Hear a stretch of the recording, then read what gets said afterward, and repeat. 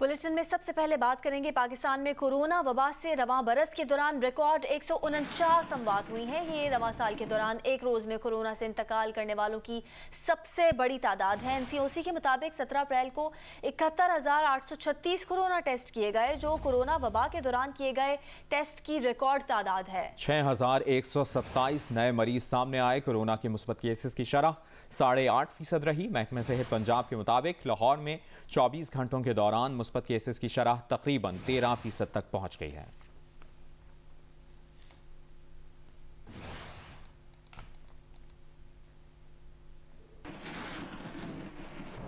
मुल्क के बेशतर शहरों में कोरोना की लहर में शिद्दत के बायस मरीजों की तादाद में मुसलसल इजाफा हो रहा है। सरगोदा में कोरोना से 3, बहावलपुर में 1 और कोटली आज़ाद कश्मीर में भी कोरोना ने एक शख्स की जान ले ली। सरगोदा में 24 घंटों के दौरान कोरोना वायरस से 3 अफराद इंतकाल कर गए। DHQ टीचिंग अस्पताल के आइसोलेशन वार्ड में 17 मरीज वेंटिलेटर पर हैं। बहावलपुर में कोरोना का एक मरीज नवाब सर सादिक आबासी अस्पताल में इंतकाल कर गया। हैदराबाद में गुज़िश्ता 24 घंटों के दौरान मजीद 61 अफराद में कोरोना वायरस की तस्दीक के बाद मुस्बत केसेस की शरह 12% हो गई। कोटली आज़ाद कश्मीर में गुज़िश्ता 24 घंटों के दौरान कोरोना से एक शख्स इंतकाल कर गया। 23 अफराद में कोरोना वायरस की तस्दीक हुई।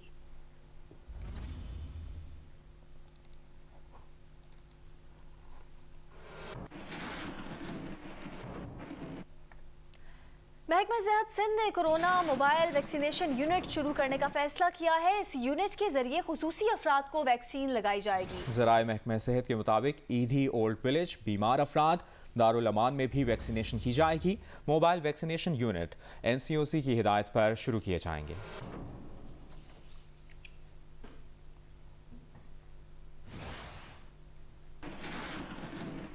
और ताज़ा खबर यह भी है कि चीन से वैक्सीन की मजीद 20 लाख खुराकें आइंदा हफ्ते पाकिस्तान पहुंचने का इम्कान है।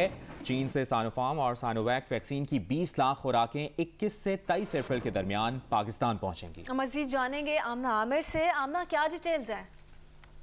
जी बिल्कुल, चीन से मजीद जो वैक्सीन की 20 लाख खुराकें हैं वो पाकिस्तान में 21 से 23 मार्च के दरमियान मुख्तलिफ शिपमेंट में पहुंचेंगी। और इसमें साइनोफार्म के अलावा साइनोविक वैक्सीन है जो पहली बार पाकिस्तान में आ रही है और इसकी ये पहली खेप होगी पाकिस्तान में। और उसमें चीन की तरफ से दी जाने वाली 5 लाख साइनोफार्म की डोजेस भी शामिल होंगी। इसके अलावा ज़राए का कहना है कि मई में शुरू कैन साइनो बायो वैक्सीन आएगी जो कि सिंगल डोज वैक्सीन है। उसके अलावा जो पाकिस्तान की तरफ से मजीद खरीदी गई है वो मई में मुतवक्को है। जी बहुत शुक्रिया आपका आमना आमिर।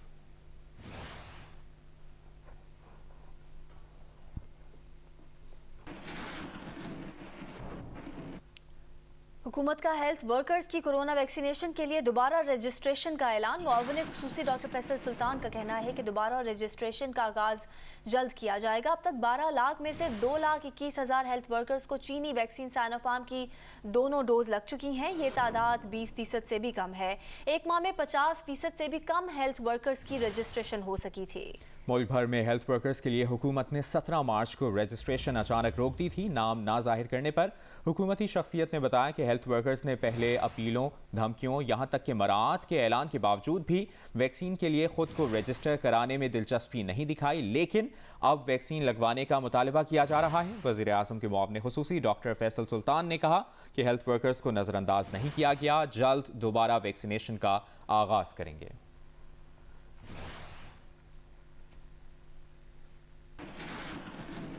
पाकिस्तान मेडिकल एसोसिएशन के सेक्रेटरी जनरल डॉक्टर कैसर सज्जाद ने खबरदार किया है कि आज के बाद अगर कोई भी डॉक्टर जान से गया तो उसकी जिम्मेदारी हुकूमत पर होगी। कोरोना वबा के खतरात से फ्रंट लाइन पर लड़ने वाले डॉक्टर्स और health care workers high risk पर हैं। उन्होंने कहा कि फ्रंट लाइन वर्कर्स की वैक्सीनेशन रोकना जुर्म है। उन्होंने वजीर आज़म और NCOC के सरबराह से अपील की है कि डॉक्टर्स की रजिस्ट्रेशन हंगामी बुनियादों पर दोबारा खोली जाए।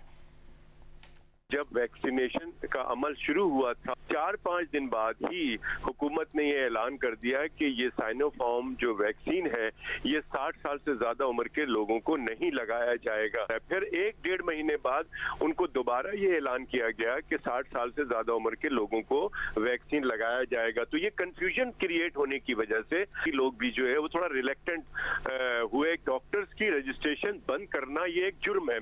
प्रायोरिटी वैक्सीनेशन का अमल रोकना नहीं चाहिए, दुनिया में नहीं रुका हुआ है। 1 महीने पहले से ज्यादा हो गया है।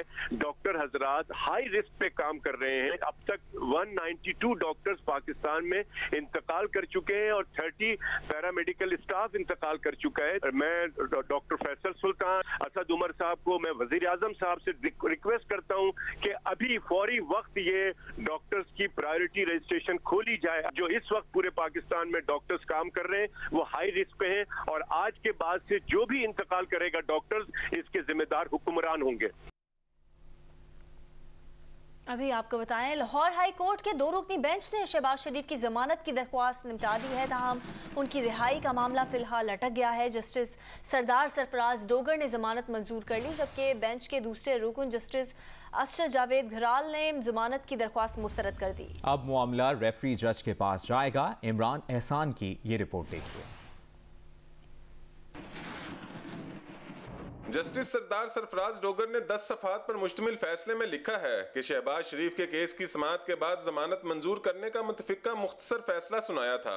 जब मुख्तसर हुक्म दस्तखत करने के लिए जस्टिस अरशद घराल के सामने रखा गया तो उन्होंने इख्तलाफी नोट लिखने का इरादा जाहिर किया। इख्तलाफ होने की वजह से अलहदा फैसला लिखा। रेफरी जज की तकर्रुरी के लिए मामला चीफ जस्टिस के सामने रखा जाएगा। फैसले में लिखा गया है कि शहबाज शरीफ इलाज कराने बैरून मुल्क गए लेकिन वापिस आ गए। इससे उनकी नेक नीयती साबित होती है कि वो मुकदमात का सामना करेंगे। नैब शहबाज शरीफ के खिलाफ मनी लॉन्ड्रिंग का इल्जाम साबित नहीं कर सका। शहबाज शरीफ ने कोई टीटी ना बिला वास्ता या बिल वास्ता वसूल की, ना उनके अकाउंट में आई। नैब प्रोसिक्यूटर ने भी तस्लीम किया कि टीटी सिर्फ शहबाज शरीफ के हमराही मुल्जमान ने वसूल की। कानून के तहत बराह रास्त सबूत की अदम मौजूदगी में किसी मुल्जम को मुजरम नहीं ठहराया जा सकता। नैब ट्रायल के दौरान शहबाज शरीफ के खिलाफ सबूत दे। नैब ने शहबाज शरीफ के एहसासों में 27 करोड़ की बेज़ाब्तगियों का जिक्र किया। टैक्स रिटर्न और ऑडिट रिपोर्ट के मुताबिक शहबाज शरीफ का जरिया आमदनी और असासे जायज हैं। फैसले में लिखा गया है कि बेनामीदारों का फैसला करना ट्रायल कोर्ट का काम है। नैब प्रोसिक्यूटर ने तस्लीम किया कि शहबाज शरीफ ट्रायल कोर्ट में बरियत की दरख्वास्त दे सकते हैं। शहबाज शरीफ के खिलाफ करप्शन, कमीशन या किकबैक वसूल करने या इख्तियार का गलत इस्तेमाल साबित नहीं हुआ। नैब ने जिनको बेनामीदार करार दिया वो ये कह रहे हैं कि असासे उनके हैं। चूंकि उन पर तमाम इल्जामात साबित होना बाकी हैं तो उन्हें कैद रखना इंसाफ के तकाजों के खिलाफ होगा। जस्टिस अरशद जावेद घराल ने 14 सफ़हात पर मुश्तमिल फैसले में लिखा है कि फाजिल जस्टिस सरदार सरफराज डोगर ने शहबाज शरीफ की जमानत मंजूर की। मैं उनके मुशाहिदात, वजूहात और नताइज से मुत्तफिक नहीं। मुख्तसर हुक्म में जमानत मंजूरी का मुतफिका फैसला लिखा देखकर मुझे सदमा पहुंचा। जमानत मंजूरी का मुतफिका फैसला हकीकत के बरक्स है। समाअत मुकम्मल होने के बाद जब जस्टिस सरफराज डोगर ने रजामंदी तलब की तो मैंने साफ इनकार कर दिया। जस्टिस सरफराज डोगर ने अकेले ही मुतफिका फैसला सुना दिया। इस वाक़े के बारे में फौरन चीफ जस्टिस को आगाह किया। जस्टिस सरफराज डोगर ने मुख्तसर फैसला दस्तखत करने के लिए भिजवाया जिस पर मेरे दस्तखत करने का सवाल ही नहीं उठता था। शवाहिद और गवाहान के बयानात से जाहिर होता है कि शहबाज शरीफ इस मामले में मुलव्विस हैं। शहबाज शरीफ के फैमिली मेंबरान ने जैली टीटीज के जरिए जायदादें बनाई। शहबाज शरीफ ने अपने खानदान और दूसरे बेनामीदारों के नाम पर जायदादें बनाई। जस्टिस अरशद जावेद घराल ने फैसले में लिखा कि शहबाज शरीफ के असासे उनके मालूम जराए से मुताबिकत नहीं रखते। इस अमल से मुल्क की बदनामी हुई। काफी शवाहिद मौजूद हैं जो शहबाज शरीफ के इस जुर्म में मुलव्विस होने की तरफ इशारा करते हैं। शवाहिद की रोशनी में शहबाज शरीफ जमानत की रियायत के हकदार नहीं। शहबाज शरीफ की दरख्वास्त जमानत मुस्तरद की जाती है। इमरान एहसान, जियो न्यूज, लाहौर। इसी मामले पर मुस्लिम लीग नून की तर्जुमान मरियम औरंगजेब ने कहा है कि शहबाज शरीफ की जमानत मंजूर होने, बाज़ाब्ता ऐलान और टीवी पर चल जाने के 4 दिन बाद इख्तिलाफी नोट हैरान कुन है। अदालती तारीख में ऐसा पहली बार हुआ है कि जमानत मंजूर होने का ऐलान हुआ हो लेकिन तहरीरी हुक्मनामे पर दस्तखत नहीं हुए। ये बहुत ही तकलीफ देह है। उन्होंने कहा कि 4 दिन से हुक्म लेने जा रहे थे, हर मरतबा जवाब दिया गया कि अभी तहरीरी हुक्म लिखा जा रहा है। चीफ जस्टिस को फैसले से फौरी आगाह करने के बावजूद हाई कोर्ट की जानिब से 4 दिन कोई एलामिया जारी नहीं किया गया। उम्मीद है कि इंसाफ मिलेगा। शहबाज शरीफ साहब हमेशा की तरह सुरखरू होंगे। इनकम टैक्स डिफॉल्टर्स लिस्ट से मुतालिक ईमेल्स जाली हैं। फेडरल बोर्ड ऑफ रेवेन्यू ने वाज़ेह किया है कि जाली वायरस ज़दा ईमेल्स के जरिए मालूमात लेने की कोशिश की जा रही है। टैक्स गुजारों को खबरदार किया कि ऐसी जाली ईमेल्स को मुकम्मल तौर पर नज़रअंदाज करके मुतल्लिका हुक्काम को आगाह करें। FBR के एलामिये में कहा गया है कि इनकम टैक्स डिफॉल्टर्स लिस्ट से मुतालिक ईमेल्स जाली हैं। जाली ईमेल्स में इनकम टैक्स डिफॉल्टर्स लिस्ट का मुआयना करने का कहा जा रहा है। टैक्स गुजारों को मुतनबा किया जाता है कि ये ईमेल्स जाली और वायरस ज़दा हैं। जाली वायरस ज़दा ईमेल्स के जरिए मालूमात लेने की कोशिश की जा रही है। ऐसी जाली ईमेल्स को मुकम्मल तौर पर नज़रअंदाज करें और मुताल्लिका हुक्काम को आगाह करें।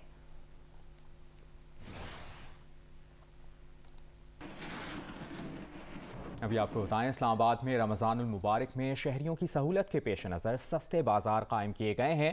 सस्ते बाजारों में सब्जियों की कीमतों से आवाम कितने मुतमईन हैं, बता रही हैं नुमाइंदा जियो न्यूज़ मरियम नवाज। जी बिल्कुल, इस्लामाबाद में शहरियों की सहूलत के लिए सस्ते बाज़ार कायम किए गए हैं। अगर सस्ते बाज़ारों में सब्जियों की कीमतों के हवाले से बात करूं तो टमाटर जो है वो 50 से 55 रुपए के दरमियान में फ़रोख्त हो रहा है, जबकि जो प्याज है वो 140 रुपए धरी, जबकि टमाटर जो है वो 250 रुपए धरी फ़रोख्त हो रहे हैं। इसी के साथ साथ नींबू की कीमत में भी वाज़ेह कमी आई है। आज जो है वो जो नींबू की कीमत है वो 250 रुपए किलो है।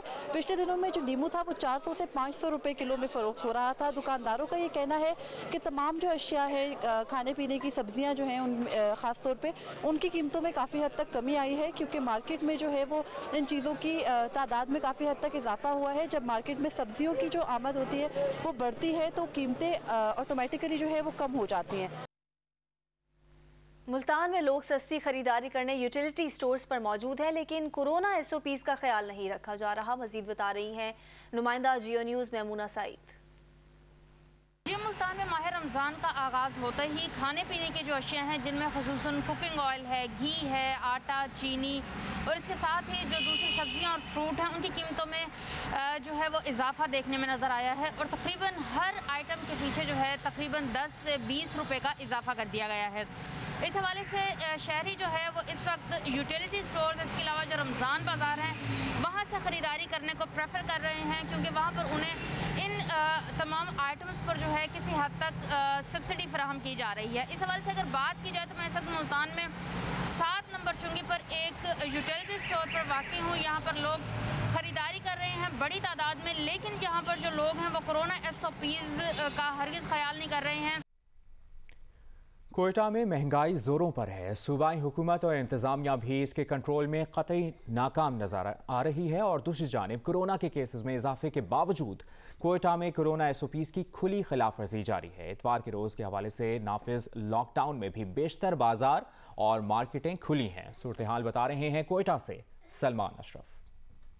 रमज़ान मुबारक के पहले हफ्ते के दौरान कोयटा के शहरियों को महंगाई की सूरत हाल का सामना करना पड़ा है। वो शदीद ज़हनी कोफ्त का शिकार हैं। उनका कहना है कि फल, सब्जी, गोश्त, मुर्गी का गोश्त तमाम की कीमतें इस हद तक बढ़ चुकी हैं कि सरकारी निर्खनामे पर अमल दरामद तो दुकानदार कर ही नहीं रहे। दूसरी जानिब ज़िला इंतज़ामिया की जानिब से भी उनके खिलाफ कोई क्रैकडाउन देखने में नहीं आ रहा। दूसरी जानिब जो सबसे अहम पॉइंट ये है, कोरोना SOPs की वायलेशन भी क्लियरली नज़र आ रही है। शहरी मास्क लगाना अपनी तौहीन समझते हैं। समाजी फासलों की दूरी और दीगर मामलात करना तो अपनी जगह, वो मास्क भी नहीं लगा रहे, जिससे कोरोना केसेस की तादाद में इजाफा रिकॉर्ड किया जा रहा है। रमज़ानुल मुबारक में पेशावर के शहरियों को शदीद महंगाई की सूरत हाल का सामना करना पड़ रहा है। अशिया खुरनोश की कीमतें आसमान से बातें कर रही हैं। रिपोर्ट कर रहे हैं पेशावर से रिजवान यूसुफजाई। बिल्कुल, माह रमज़ान की आमद के साथ ही अशिया खुर्दनोश की कीमतों को पर लग गए हैं। मैं इस वक्त मौजूद हूँ पेशावर के नोथिया बाज़ार में और यहाँ हम देख सकते हैं कि जो फ्रूट चाट में इस्तेमाल होने वाले फ्रूट्स हैं उसकी अगर हम बात करें तो केला जो है वो 120 रुपये दर्जन फ़रोख्त हो रहा है। इसी तरह से अमरूद जो है वो 150 रुपये किलो फ़रोख्त हो रहे हैं, जबकि सेब 170 रुपये किलो फ़रोख्त हो रहे हैं। इसी तरह से हमने देखा कि गोश्त की कीमतों के अंदर भी वाज़े इजाफा हुआ है जब से माह रमज़ान शुरू हुआ है। मुर्गी का जो गोश्त है वो 240 रुपये किलो फ़रोख्त हो रहा था, जबकि आज वो 271 रुपये फ़ी किलो फ़रोख्त हो रहा है। इसी तरह से जो दुम्बे का गोश्त वो 880 रुपये फ़ी किलो फ़रोख्त हो रहा है।